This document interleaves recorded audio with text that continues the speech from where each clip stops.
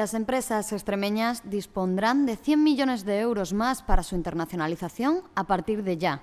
Así se desprende del acuerdo firmado esta mañana entre el presidente Monago y Caja Badajoz a través del grupo Ibercaja. Según Monago, se trata de un paso al frente que no olvidará fácilmente y que está en la agenda del Gobierno de Extremadura en su apoyo a las cajas extremeñas. Tengo la sensación de que hemos recuperado una caja y hoy Extremadura con ello está de enhorabuena, ha dicho Monago. Si queremos que nuestros negocios tengan futuro, tienen que tener un mercado internacional.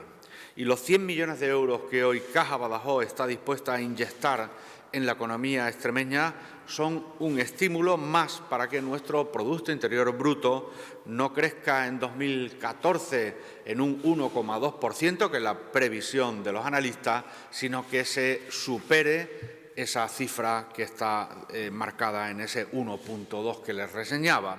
Monago ha asegurado que el modelo de la nueva Extremadura es imparable y ha recordado que de las 1.686 empresas exportadoras en 2013, 948 lo han hecho por primera vez con esta administración.